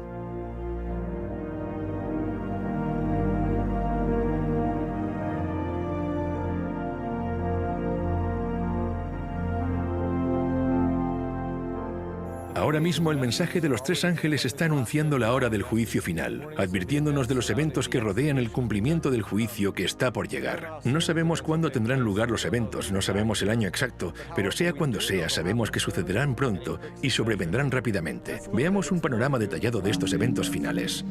Ahora mismo los eventos que ocurren en el mundo están confluyendo para suscitar la crisis de la marca de la bestia, tal y como la Biblia lo predijo. Y será entonces cuando se agote el tiempo de prueba, seguido por la ejecución del juicio y la segunda venida de Cristo. En los días de Noé, el mundo entero se encontraba en el valle de la decisión, pero cuando todos habían tomado su decisión de aceptar o rechazar el refugio del arca, la puerta de la misericordia se cerró. En ese momento, su decisión fue sellada. Todos habían elegido aceptar o rechazar la invitación para entrar en el refugio del pacto eterno, y muy pronto la puerta se volverá a cerrar de nuevo para siempre.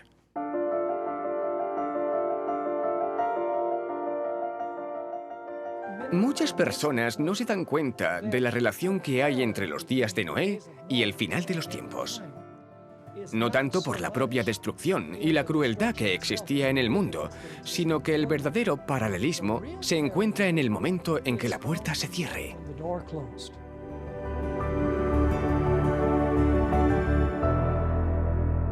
El fin del tiempo de gracia. Nosotros como humanos, sencillamente, no podemos comprender la tolerancia y la paciencia de Dios. Pero él dijo, no contenderá mi espíritu con el hombre para siempre. Hay un límite, y en el tiempo de Noé, Dios determinó 120 años. ¿Por qué no aniquiló a los impíos en ese momento? Es porque Él ama su creación. Él tiene que demostrar que Él da al impío todas las oportunidades y que tiene paciencia. Pero llega un punto donde el tiempo de gracia termina y vemos que la puerta del arca se cierra. Creo que justo ahora estamos llegando al fin del tiempo de gracia de Dios y de la misericordia para esta generación. El mensaje de Noé se da a través del mensaje de los tres ángeles. Y llegará el momento cuando ese mensaje ya no se dará más. Los impíos no se perdieron cuando comenzó a llover. Se perdieron cuando la puerta se cerró. Entonces Noé se salvó. Él fue sellado, pero el destino de los que quedaron fuera estaba ya fijado. Pero la gente no lo sabía. Vieron que la puerta se cerró, pero se burlaban de Noé, sin darse cuenta de que ya no tenían oportunidad de salvarse. Aunque el tiempo de gracia había terminado, el hombre estaba todavía en la tierra. En el tiempo del fin volverá a haber un momento cuando la gracia se haya terminado, pero el hombre esté aún en la tierra. El juicio se ha terminado. El juicio hace que una nación, un pueblo, sea destruido. Pero aún no se ha ejecutado la sentencia. Esto es lo que sucederá en el tiempo del fin. Muchos cristianos creen que la posibilidad de salvación terminará después de que Jesús regrese. Pero el hecho de que la puerta se cerrara en el tiempo de Noé nos muestra que esto no es verdad. La puerta de la salvación se cerrará antes de la segunda venida y leemos esto en Apocalipsis capítulo 22. El que es injusto, sea injusto todavía. El que es inmundo, sea inmundo todavía. Y el que es justo, practique la justicia todavía. Y el que es santo, santifíquese todavía. Y sabemos que Jesús aún no ha llegado en este momento, porque justo después de esto dice: He aquí, yo vengo pronto. Y en ese preciso momento, la paciencia de Dios se agotará, al igual que ocurrió en el tiempo de Noé. Así que Dios pide que nos preparemos, no para la segunda venida de Cristo. Él pide que nos preparemos para cuando se termine el tiempo de gracia. Esto es lo importante.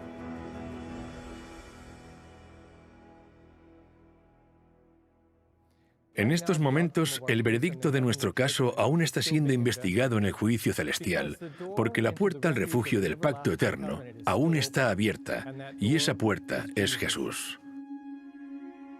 Yo soy la puerta. El que por mí entrare será salvo. Jesús también habló de la puerta de la salvación en el libro de Apocalipsis. He puesto delante de ti una puerta abierta, la cual nadie puede cerrar, aunque tienes poca fuerza. La razón por la que Noé no cerró la puerta del arca es porque representaba la puerta de la salvación y ningún hombre podía cerrar esta puerta. Imagina la fe de Noé al haber preparado un arca durante 120 años sabiendo que no tenía forma de cerrar la puerta. Él confió en que Dios cumpliría su promesa y es así como ocurrió en los días de Noé, porque leemos que Jehová le cerró la puerta. Cuando el juez golpea con su mazo, el caso está cerrado y la investigación ha terminado. De la misma forma, el cierre del arca mostró que el caso de cada individuo había sido determinado. Todos habían escogido aceptar o rechazar la promesa de misericordia. Para entender cómo Dios cerró la puerta de la salvación al final de los tiempos, necesitamos abrir nuestro libro de texto, El Santuario, y veremos cómo Jesús, en este momento, está manteniendo la puerta abierta. Porque no entró Cristo en el santuario hecho de mano, figura del verdadero, sino en el cielo mismo, para presentarse ahora por nosotros ante Dios. Él está en la presencia de Dios. Está allí como nuestro mediador. En estos momentos tenemos un mediador que está intercediendo. Él vive para interceder por nosotros. Un día la intercesión terminará y Él se marchará. El sumo sacerdote saldrá del lugar santísimo. El incensario será derribado. En este momento, no hay más mediador. Y por lo tanto, no puede haber más perdón de los pecados. Cristo es el que murió, más aún, el que también resucitó, el que además está a la diestra de Dios, el que también intercede por nosotros. Jesús es nuestro defensor en el tribunal celestial, y su intercesión ante el Padre suplicando para nosotros por los méritos de su sangre hace posible la misericordia. Esto significa que cuando Jesús deja la presencia del Padre, la humanidad ya no tendrá más un mediador, y la puerta de la misericordia se cerrará. Ahí los salvos quedan salvos y los perdidos quedan perdidos. Lo que significa que cada caso ya ha sido decidido para vida o para muerte. Damos por sentado que Él nos perdonará, porque a menudo cuando pecamos sabemos que podemos orar y Él nos perdona. Pero un día la lavandería va a cerrar y ya no podremos ser purificados. Así que ahora es el momento de ser santificados y purificados. En el tiempo del fin, Dios va a tener una generación que tiene una naturaleza pecadora, pero a través del poder de Dios, ganarán la victoria total sobre el pecado. Vi también como un mar de vidrio mezclado con fuego, y a los que habían alcanzado la victoria sobre la bestia y su imagen, y su marca y el número de su nombre, en pie sobre el mar de vidrio con las arpas de Dios. Son llamados los 144.000 los santos que viven cuando Jesús viene. Ellos van a desarrollar un carácter como el de Jesús. Dicho de otra forma, van a desarrollar un carácter de victoria sobre el pecado. La victoria sobre el pecado es la victoria sobre el egoísmo. La vida de Jesús fue una corriente ininterrumpida de servicio altruista a Dios y al hombre. Cuando el pueblo de Dios es perfeccionado, sus vidas también serán de servicio altruista, libres de todo egoísmo, puesto que el verdadero carácter cristiano se consigue cuando el impulso de ayudar y bendecir a otros brota constantemente desde dentro. Este es el carácter que desarrollará el pueblo de Dios. Serán las peores circunstancias en la historia de la Tierra, a menos que encontremos refugio en Cristo antes de que termine el tiempo de gracia. No habrá refugio durante el tiempo de dificultad.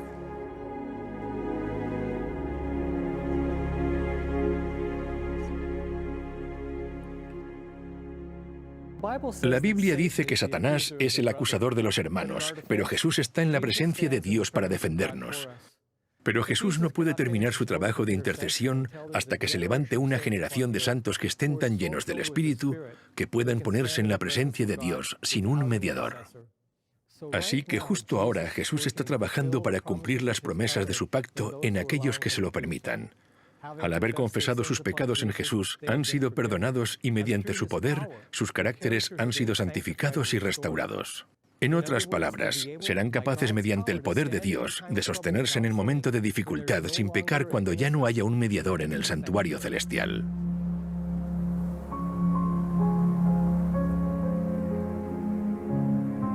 Para hacernos una idea de lo que ocurrió con Noé y su familia cuando entraron en el arca, la puerta se había cerrado y durante 7 días no pasó nada.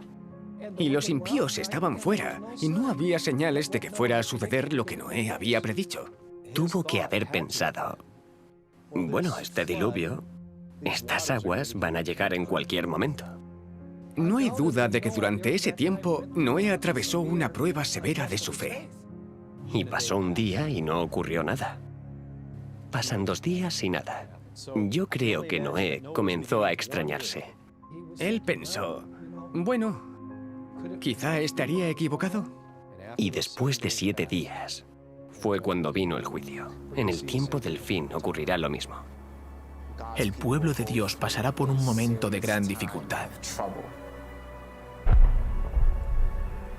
Les van a hacer creer. Serán tentados a creer que la presencia de Dios les ha abandonado.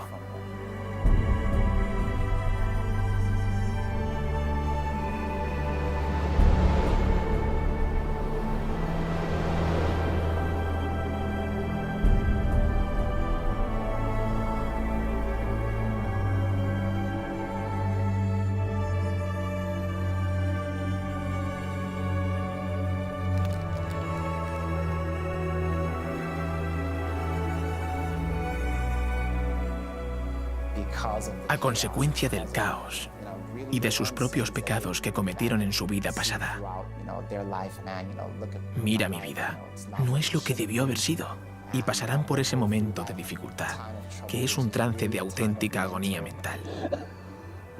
¿Se terminó el tiempo de gracia? ¿Soy salvo?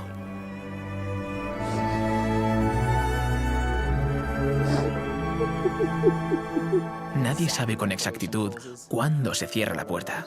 Cuando caigan las plagas, sabremos cuándo termina el tiempo de gracia. Existe un paralelismo con el tiempo de Noé en el sentido de que hay una predicación. La predicación divide el mundo en 2 grupos. Luego está cuando la puerta se cierra.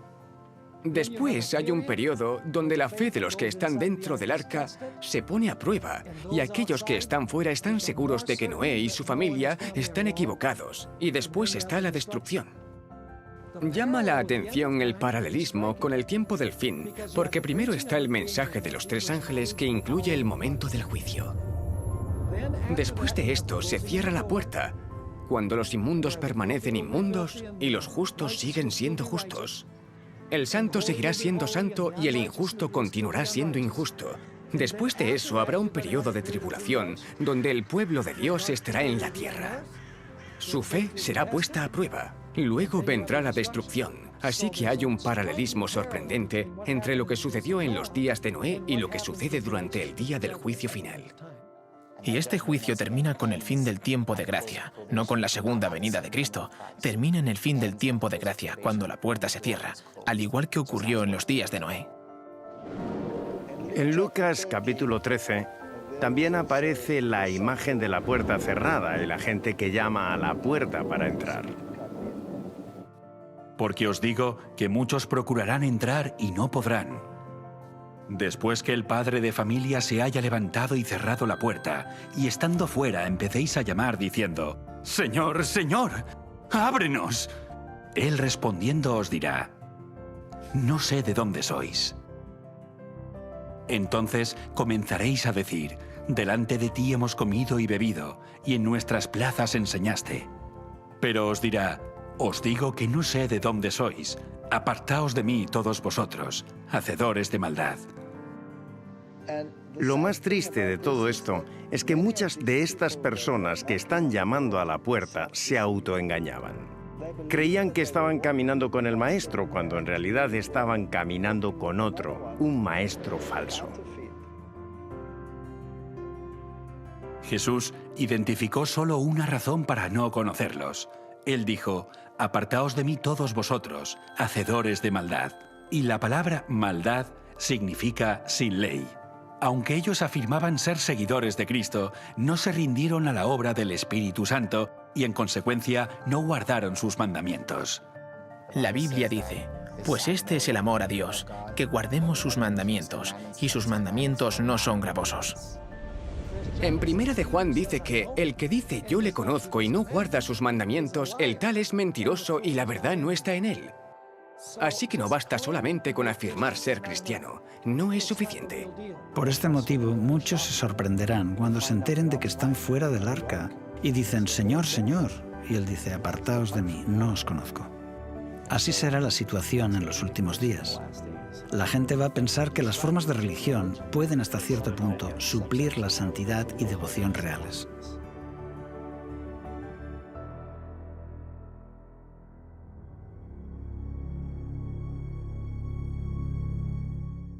Cuando Dios cerró la puerta del arca, la gente ya había tomado su decisión. Algunos decidieron entrar y otros decidieron estar fuera. La sentencia dada a cada uno fue decidida libremente por ellos mismos. La puerta se cerró solo después de que todo el mundo hubiera tomado su decisión. La ejecución del juicio vino después, cuando comenzó a llover.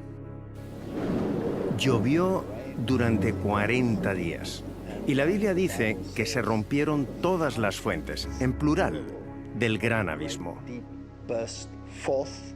Eso suena a un gran evento catastrófico, y cuando comenzó fue como un estallido que originó primero una grieta en la corteza terrestre, y esta agua bajo una gran presión con todos estos billones de toneladas de rocas por encima, se rompió y salieron disparados hacia la atmósfera a kilómetros de altura.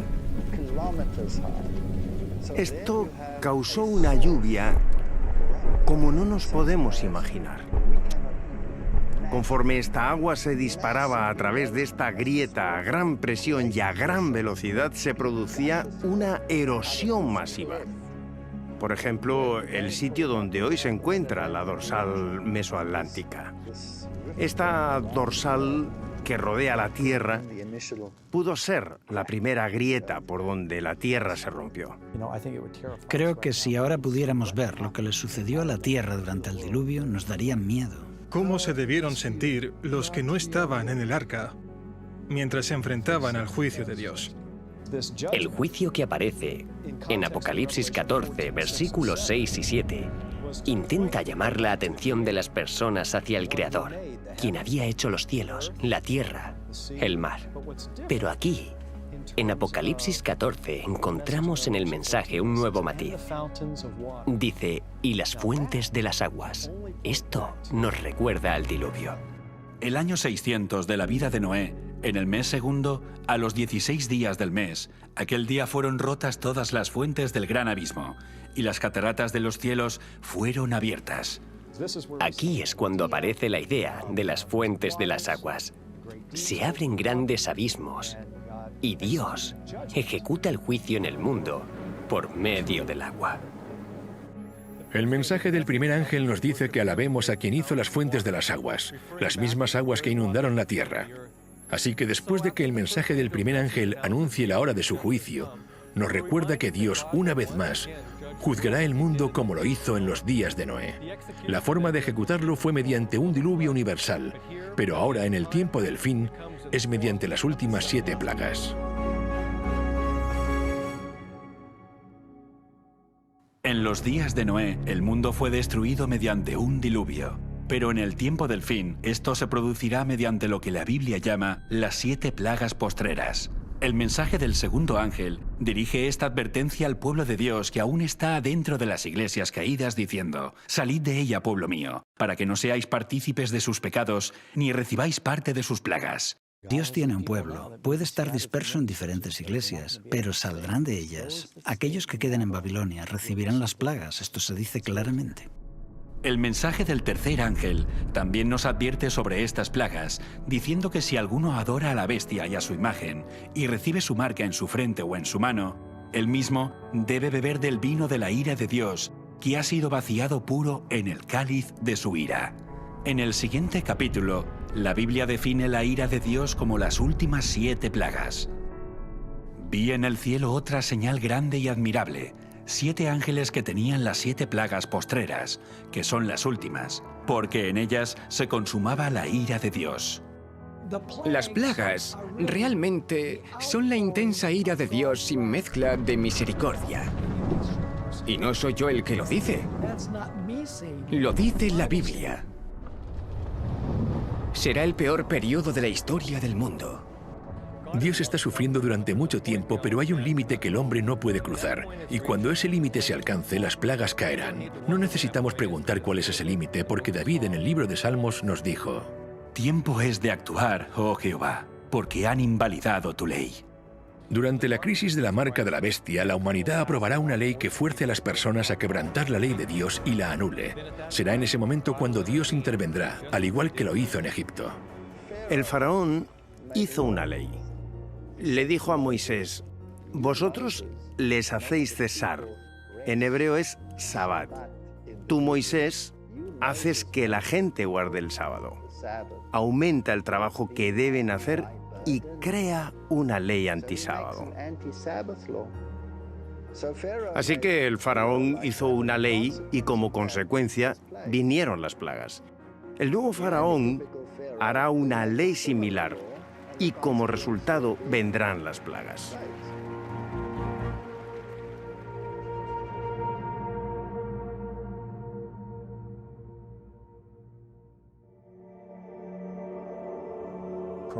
El tiempo de gracia ha finalizado.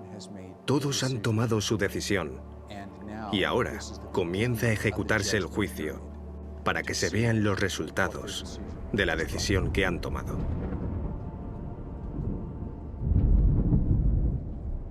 Oí una gran voz que decía desde el templo a los 7 ángeles: Id y derramad sobre la tierra las 7 copas de la ira de Dios. Las últimas 7 plagas son descritas en Apocalipsis capítulo 16, y algunas de esas plagas son, por ejemplo, algunas personas desarrollarán heridas en todo su cuerpo. Fue el primero, y derramó su copa sobre la tierra, y vino una úlcera maligna y pestilente sobre los hombres que tenían la marca de la bestia y que adoraban su imagen.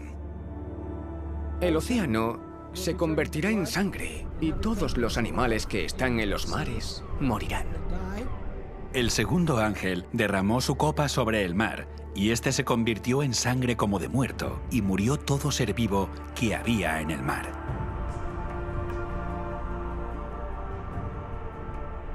El tercer ángel derramó su copa sobre los ríos y sobre las fuentes de las aguas, y se convirtieron en sangre.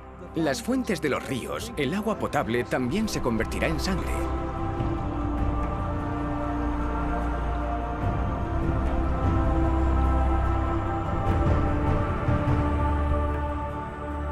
El sol quemará toda la vegetación con calor, un calor terrible. El cuarto ángel derramó su copa sobre el sol, al cual fue dado quemar a los hombres con fuego. Y los hombres se quemaron con el gran calor, y blasfemaron el nombre de Dios, que tiene poder sobre estas plagas, y no se arrepintieron para darle gloria. El quinto ángel derramó su copa sobre el trono de la bestia, y su reino se cubrió de tinieblas, y mordían de dolor sus lenguas, y blasfemaron contra el Dios del cielo por sus dolores y por sus úlceras, y no se arrepintieron de sus obras. El sexto ángel derramó su copa sobre el gran río Éufrates, y el agua de éste se secó, para que estuviese preparado el camino a los reyes del oriente. Y claro, durante la sexta plaga, que el río Éufrates se seque significa que las multitudes van a retirar su apoyo a los líderes religiosos, y en este momento se volverán en contra de los líderes religiosos. Pero debo subrayar que esto tiene lugar después de que el periodo de prueba haya terminado. la gente verá que ha sido engañada. Estamos perdidos, gritan, y tú eres el culpable de nuestra ruina. Y se volverán contra los falsos pastores. Por todos lados hay conflicto y la sangre se derrama. La gente aún está viva en el momento que la puerta se cierra, y mientras que el mundo se termina, las plagas están cayendo, y esto sucede antes de que Cristo venga en las nubes de gloria. Incluso después de que caiga la sexta plaga, sabemos que Jesús aún no ha regresado a la tierra, porque entre la sexta y la séptima plaga, Él dice, «He aquí, yo vengo como ladrón». El séptimo ángel derramó su copa por el aire, y salió una gran voz del templo del cielo, del trono, diciendo, «Hecho está». Entonces hubo relámpagos, voces, truenos y un gran temblor de tierra, un terremoto tan grande cual no lo hubo jamás desde que los hombres han estado sobre la tierra. Y cayó del cielo sobre los hombres un enorme granizo, como del peso de un talento, y los hombres blasfemaron contra Dios por la plaga del granizo, porque su plaga fue sobremanera grande.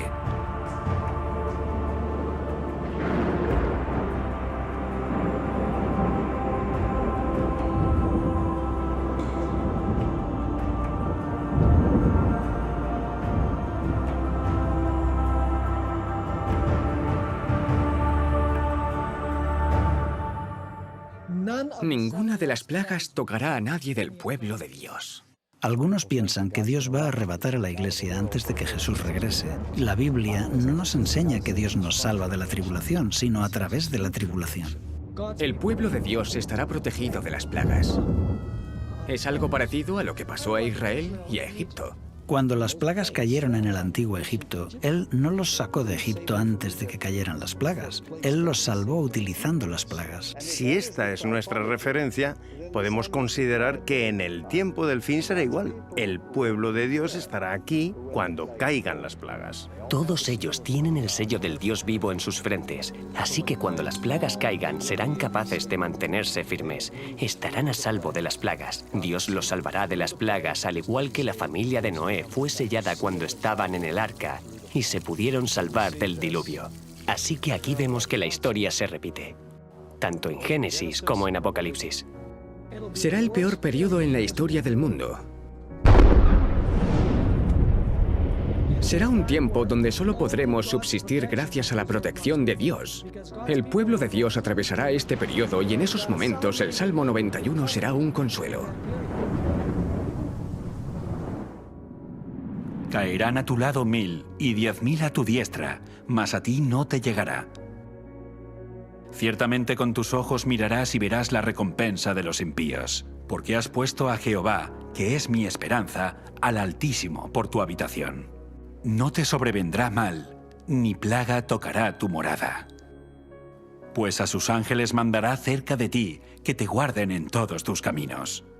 En las manos te llevarán, para que tu pie no tropiece en piedra. Han llegado a desarrollar un carácter perfecto gracias a una relación íntima con Cristo, y Cristo, como resultado, pondrá su sello en ellos para sostenerlos en el tiempo de dificultad y revelar a los ángeles quién debe ser protegido durante este tiempo de dificultad. En los días de Noé, el arca fue el medio por el que Dios cumplió la promesa de mostrar misericordia a Noé. Por lo tanto, el arca en el tiempo del fin es el medio por el que Dios cumplirá su promesa de mostrar misericordia a aquellos que entren al pacto eterno. Por lo tanto, la promesa se cumple mediante la sangre del pacto eterno. Dios ahora ordena a sus santos ángeles preservar y proteger de las últimas 7 plagas a aquellos que están dentro del pacto mediante la sangre de Jesús. Es la consumación final de la ira de Dios sobre un mundo que ha rechazado su misericordia, que ha rechazado su ley y que ha rechazado su justicia. Y al rechazar la misericordia de Dios, no hay nada más que Dios pueda hacer cuando la persona dice, no necesito el perdón.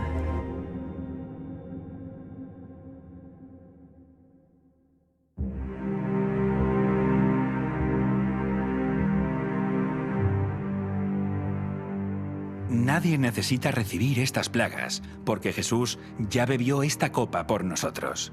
Fue en el jardín del Getsemaní cuando la culpa de los pecados del mundo fue puesta sobre los hombros de Jesús y dijo, Mi alma está muy triste hasta la muerte. Yendo un poco adelante, se postró sobre su rostro orando y diciendo: Padre mío, si es posible, pase de mí esta copa, pero no sea como yo quiero, sino como tú. La copa de esta ira y la separación del Padre a nuestro favor rompió el corazón del Hijo de Dios, y al recibir la ira de Dios por nosotros, la Biblia dice: por él seremos salvos de la ira, porque no nos ha puesto Dios para ira, sino para alcanzar salvación por medio de nuestro Señor Jesucristo, quien murió por nosotros. Aunque el mundo tal vez se burlaba y los ridiculizaba, dejaron de burlarse cuando la lluvia comenzó a caer, y cuando estas plagas finales caigan, la gente se va a dar cuenta de que habían escuchado la verdad. Ahora es el momento de escuchar y prepararse.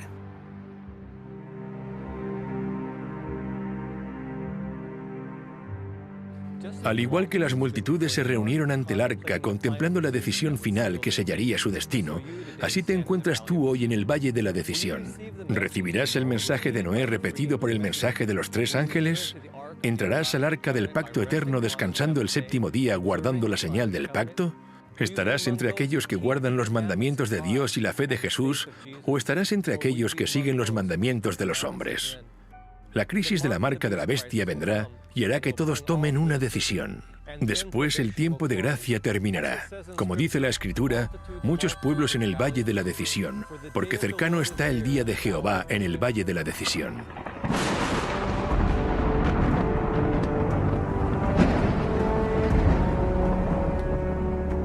Después de las últimas 7 plagas, lo siguiente que ocurre es la bendita esperanza y la aparición gloriosa de Dios y nuestro Salvador Jesucristo.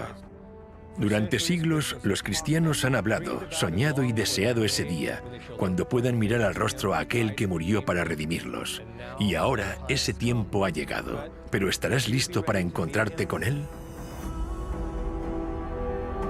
Segunda venida. Cuando volvamos a ver de nuevo a Cristo, cuando Cristo venga por segunda vez, la Biblia dice que esta tierra quedará en un estado inhabitable a causa del fuego y la presencia de Dios. Porque nuestro Dios es fuego consumidor. Cuando Él regrese a la tierra, Pablo escribe: cuando se manifieste el Señor Jesús desde el cielo con los ángeles de su poder en llama de fuego. Él regresará como fuego consumidor, porque Jesús no solo vendrá como el ser humano que fue cuando caminó sobre esta tierra. Él vendrá como el Rey de Reyes y Señor de Señores. Su gloria ya no estará velada.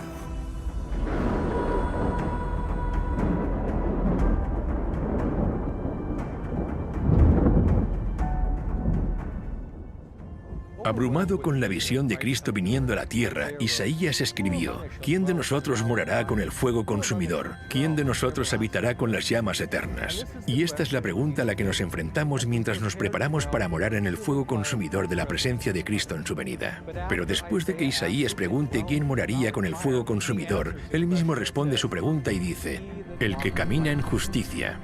Solo el justo puede morar de forma segura en la presencia de Dios. Esto significa que el mensaje que dio Noé para que la gente se preparase para el juicio al mundo mediante el agua es el mismo mensaje que preparará a las personas para el juicio al mundo mediante el fuego, porque Noé fue un predicador de justicia.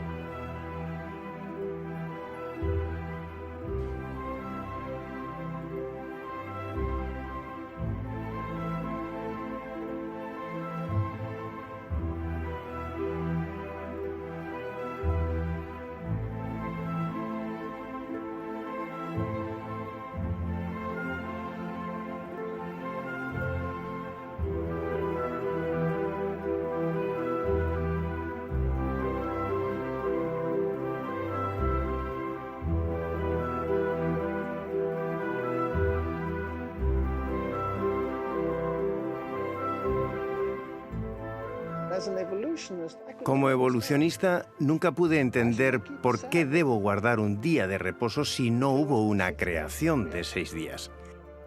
Este asunto se debatirá de nuevo en el tiempo del fin.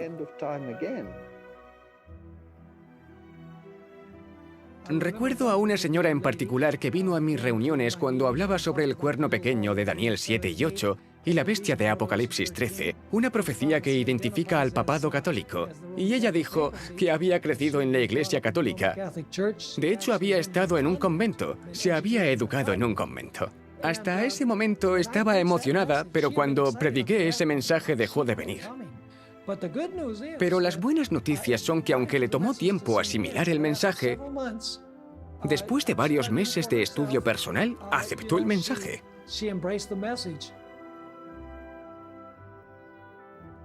Cuando escuché por primera vez hablar del santuario, me pareció aburrido, porque no tenía ni idea de lo que se trataba.